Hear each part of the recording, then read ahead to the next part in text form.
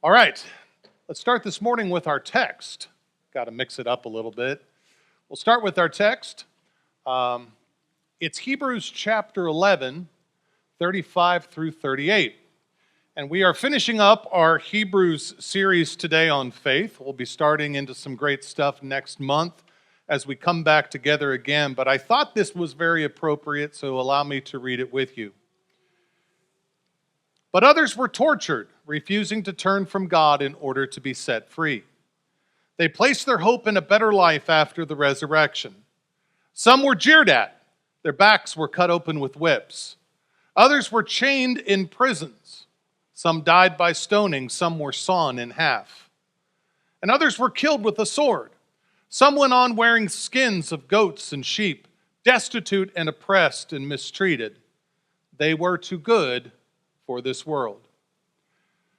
The title of our message this morning is They Died in the Service. They died in the service. As you know, today is Memorial Day. It's a day that we honor those who gave their lives for freedom, but we also include those who have served. Here we do both. So if you're here today, and if someone in your family or someone that you know has paid the ultimate sacrifice for freedom, would you lift your hand? Yeah. And if you're here today and you've served, could you please stand? And I want to include not just the military, I want to include our first responders, police, and stuff as well. Would you stand in recognition?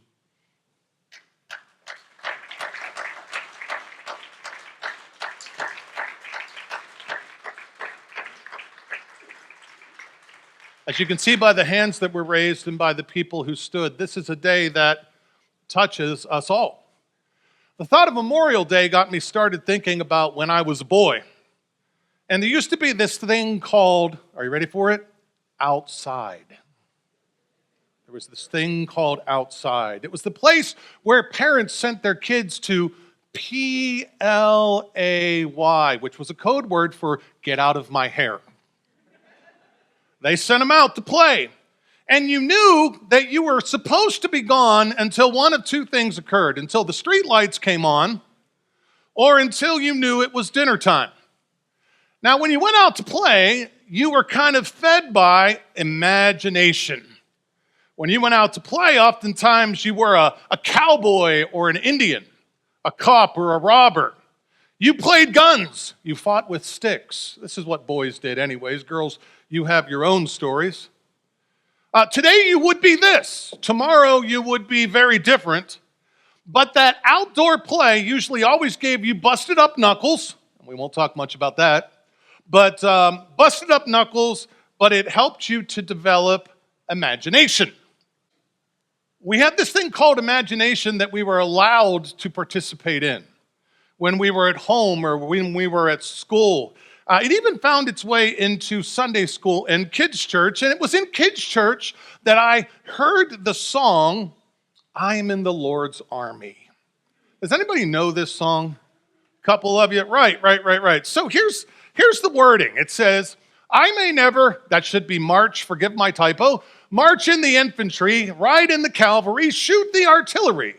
I may never fly over the enemy, but I'm in the Lord's army. There were certain motions that went along with this. I was going to keep Connor in here to do those motions, but Zoe, you look like you're itching to come up and help me, so why don't you come up here and help me with this? All right?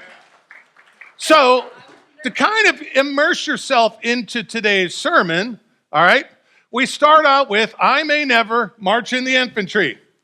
See, not too hard, right? Ride in the cavalry, or you can do it ghetto style, right? All right. Shoot the artillery.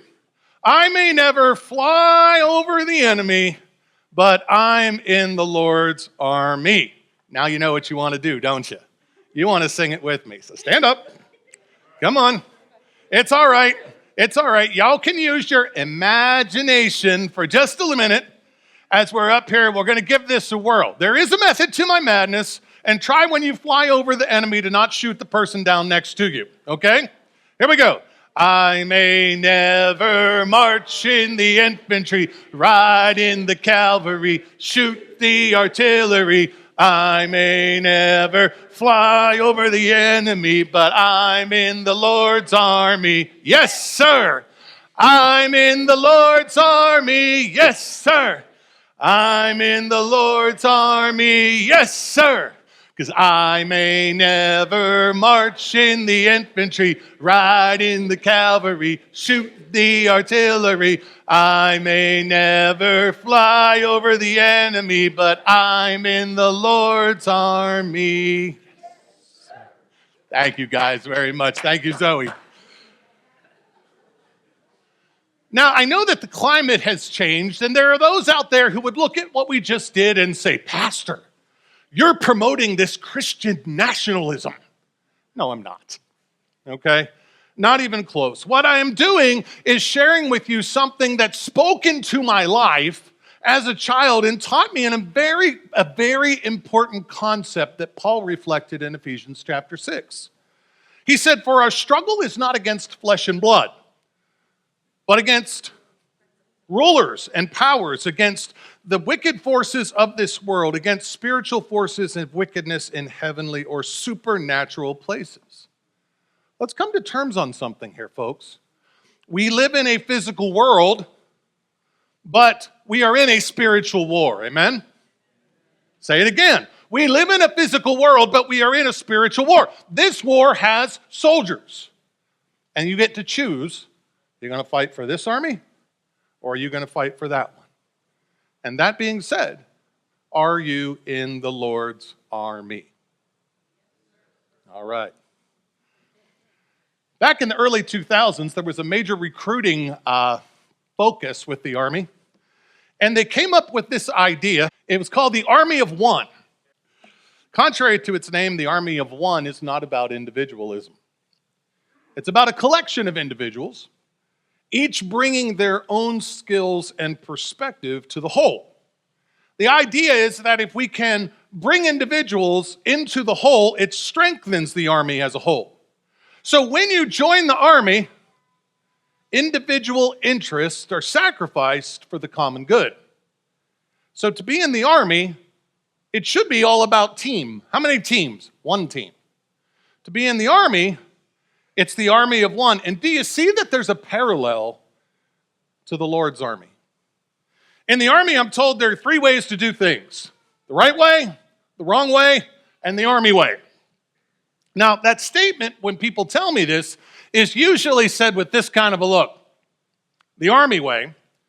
But those who have been there basically understand that the army way, though it might not be the right way, and we sometimes wonder if it's the wrong way, it's the way things have to be done. There have been studies, hearings, policies, and reports to show how you will make it in the army. If you will come in and be the army of one, submit yourself, you're going to make it. You're going to prosper. If you kick and fuss, you're going to be in a position that causes disunity and moves the army away from this idea of the army of one to, it'll move it from from unit to individuals. So kicking and fussing is something that ultimately causes disunity. The emphasis on unit, and this is really probably pretty important. The emphasis on unit is the best insurance for going home safe after the war. The emphasis on unit is the best insurance for going home safe at the end of the war. So this type of unity is not only possible, or I should say it is possible when we understand the goal is not our pride, it's not correctness, it's not being able to say, well, I was right. The goal is our common cause. And for us as believers, I'll coin a song that was popular again when I was a younger man. We are to plunder hell and populate heaven. Plunder hell and populate heaven. Jesus talked about how we have to give up ourselves for the army of one. He said in Matthew 16:24, if you're going to follow me, you must deny self, take up your cross, and follow me. Paul speaks of unity best when he says in Galatians chapter 2, verse 20, for I am crucified with Christ, yet not I live, but Christ lives within me. Both of these statements are statements that are about putting me second, putting the goal first. I like how John the Baptist said it. When Jesus was coming to see John the Baptist made it very clear, I'm nobody. That's the guy you want to follow. He must increase and I must decrease. So if you're in the Lord's army and you want to be a part of the army of one team, one focus, one approach that God has given us, it's dying to yourself and living to Christ, whatever he may ask you to do. But what about when it's not fair? What about when life comes along and you think to yourself, wait a minute, I don't deserve this. I don't deserve to go through this. I don't deserve to have these experiences. I don't deserve to have people say things that they say. I don't deserve to lose my loved one. I don't deserve this kind of stuff. Well, I've felt that, and I've said that. I've sat back and wished at times that life would be more fair. I mean, we ask questions, right? Good questions. Questions like, why does this person hurt? And this person over here thrives, but they're half that person. Have you asked that question before? I have. Another question. Why is it that we live in a country that we can freely express our freedom of religion, but if you're caught with a Bible in North Korea, the nicest thing they can do to you is kill you? You see, because if they don't kill you, they're going to send you to a prison camp. And you're not the only one affected in that prison camp. North Korean policy says, if I get sent to a prison camp, 4 generations live in the prison camp. 4 generations of me. So your decisions are not just affecting you, they're affecting the generations that follow you. The question has come up, why do good people suffer? Why, God, do you let bad people slide? It's an age-old question. A question Jeremiah the prophet, he said it very plainly in Jeremiah 12:1. He said, why does the way of the wicked prosper? Why do all who are treacherous thrive? Have you felt that way? I have.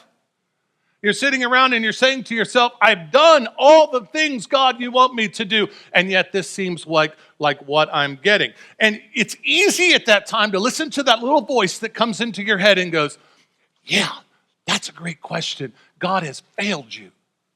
Or that other little voice that comes into your head that says, yeah, that's a great question, but realize you're at fault. Or that other little voice that comes into your head that says, yeah, that's a great question, and God's angry at you. So you're being punished. It's not fair because God is up in heaven going, oh, you just wait, I'm bringing out my mighty smiter. And all you deserve it. Is that the God you serve? I don't think so. I think that we at times face this question of why is it occurring? And we have a tendency of listening to the little voices. But I want to encourage you. I want to encourage you that this is occurring because God sees what you do not see. Okay? I want to say it again. This is occurring because God sees what you do not see.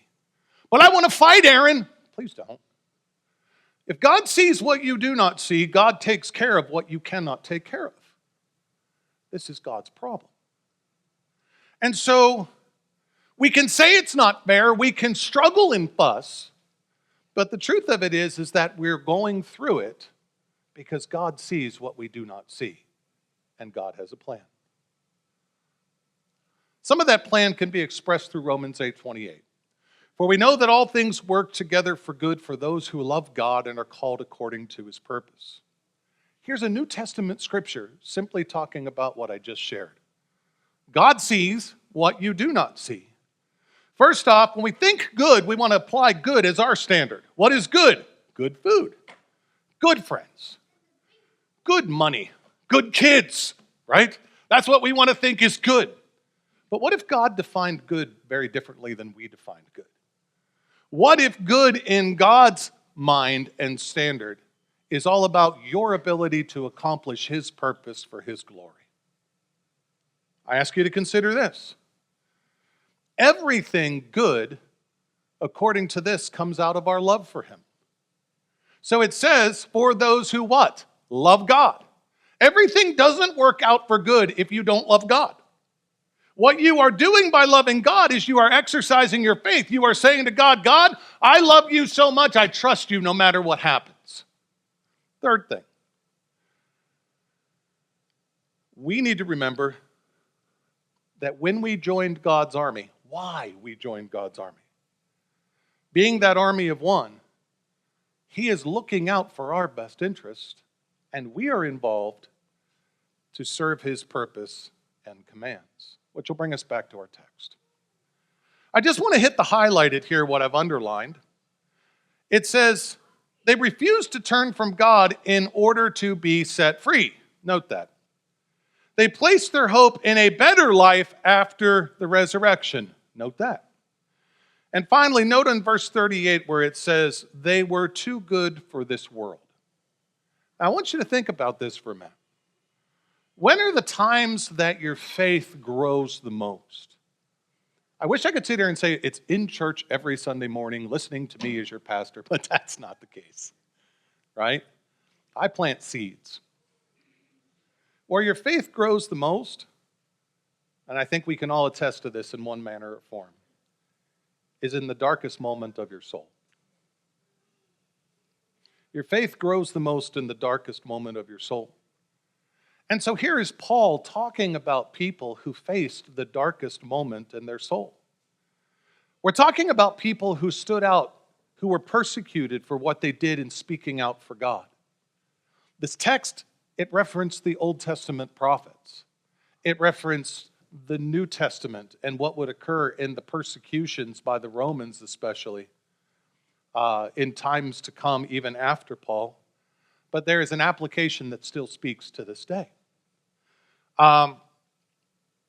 This is past, present, and future, what Paul is talking about here. These people paid the ultimate sacrifice by saying yes to God and no to sin. Yes to God and no to self. Are you seeing the tie-in here with they died in the service? I hope so. And while they didn't know it, God's word for them still applied. Jeremiah 29:11 says, "For I know the plans I have for you, declares the Lord, plans to prosper and not harm you, plans to give you hope and a future." I want you to think about those people and what they went through. Would you say they had hope and a future as they watched their families marched into the Colosseum? Of course, we would be like, no, that's bad. But that's not the way they saw it. Would you say they had hope and a future as they saw their neighbors? Go back to when Paul the Apostle was rounding up Christians. Paul knew which Christians to get because their neighbors ratted them out. Do you think they looked at that neighbor and thought, this is hope and a future? We wouldn't. Maybe they eventually did. And I'm putting this in front of you because Jeremiah was promised hope and a future if God controlled the circumstances. And if God has allowed these things to occur, why do we think God isn't still controlling the circumstances? I'll give you another thought. Go back to Romans 8:28 for a minute. It says, all things work together for good. I look at this and I don't think that's good. But God looked at it and said, but you don't see what I see. Purpose. I think if my life would have been snuffed out 20 years ago, I wouldn't be able to be here today. So my purpose would be lost. But God says, no. Your purpose would have been fulfilled, and someone else who fulfills my purpose would be standing here today. I go, wait a minute, but that's not fair. Now we're back to that issue again, right? He says, it works together for good for those who have a purpose. I like Paul's words in Philippians 1:21. He says, for me, to live is Christ, but to die is, anybody know? Gain. To live is Christ, but to die is gain. If you don't know the man, I want to introduce you to a man named Jim Elliot. Jim Elliot, he said this, he is no fool who gives up what he cannot keep to gain what he cannot lose. He is no fool who gives up what he cannot keep to gain what he cannot lose. This is Jim Elliot. Jim Elliot's picture was from 1956, taken shortly after he got married. Jim Elliot was a missionary. He was a missionary to Ecuador. And he and 5 other guys believed that God called them to a particular indigenous Indian group called the Aucas. There was one problem. The Aucas didn't like people. They really didn't like white people. And so there were oil companies that were set up in Ecuador that the Aucas came in and they massacred workers. There were Indians that were around the Aucas that were becoming friendly with white people, and the Aucas went and massacred those Indians. But God said something to Jim Elliot and these 4 other men. They said, your ministry will eventually be to these Auca Indians. On January the 8th, 1956, Jim Elliot and these 4 other men, one guy was named Nate Saint, I don't know why that just kind of sticks with me. They had been flying a small plane over these Auca villages, and they had been dropping gifts to them via some sort of bucket where they could come and they could collect it. And the goal is that if we can, connect them with us, we might be able to talk with them. Well, the story says that they believed they had a connection point. They flew into a sandbar, and I'll just kind of read the text out of the book here if I could. Nate Saint, a missionary supply pilot, came up with a way to lower a bucket filled with supplies to people on the ground while flying over them. He thought this would be a perfect way to win the trust of the Aucas without putting people into danger. They began dropping gifts to the Aucas. They even used an amplifier to speak out in friendly Auca phrases. After many months, the Aucas even sent a gift back in the bucket to the plane, and so Jim and the missionaries felt it was time to meet the Aucas face to face. One day, while flying over their territory, Nate Saint, who was the pilot, spotted a beach that looked long enough to land the plane on. He planned to land there, and the men would build a treehouse to stay until friendly contact could be made. The missionaries were flown in one by one and dropped off in the Auca beach. Nate Saint then flew over the Auca village and called for the Aucas to come to the beach. After 4 days, 1 Auca man and 2 women appeared. It was not easy for them to understand each other since the missionaries only knew a few Auca phrases. They shared a meal with them, and Nate took the man up for a flight in the plane. The missionaries tried to show sincere friendship and asked them to bring others next time. The missionaries waited for the Aucas to return for the next 2 days. Finally, 2 Auca women walked out of the jungle on day 6. Jim and Pete excitedly jumped into the river and waded over to meet them. As they got closer, these women were not friendly. Jim and Pete almost immediately heard the terrifying sound of a war cry behind them.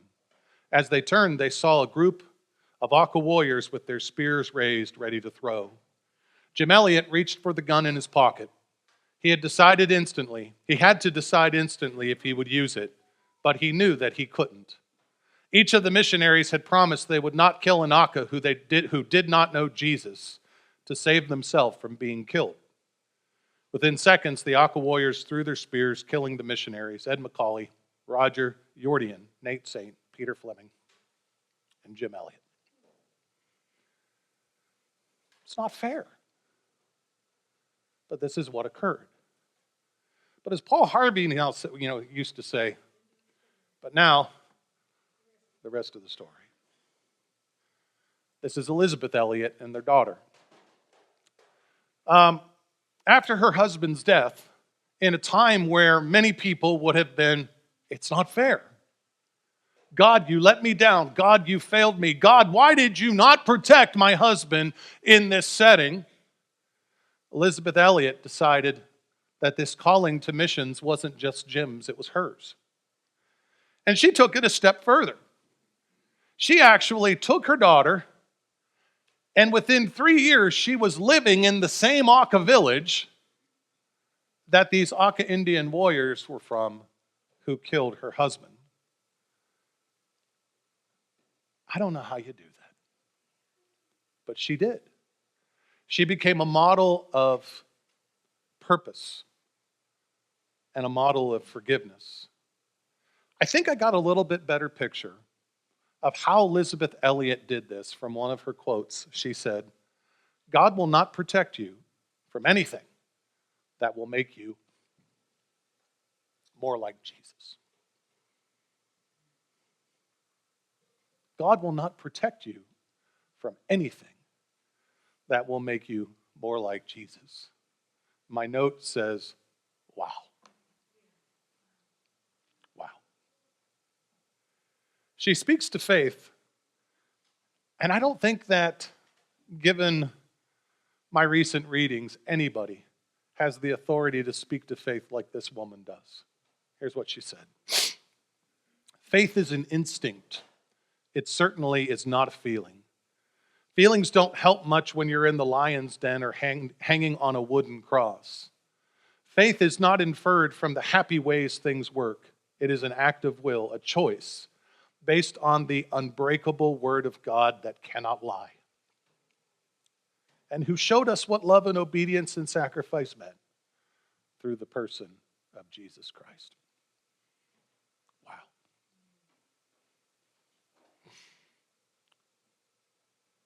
The title, They Died in the Service. The question, are you in the Lord's army? The thought, if you're in the Lord's army, are you willing to deny self, take up that cross, and follow him no matter what purpose, what plan, or how he defines good? Are you willing to let him define good?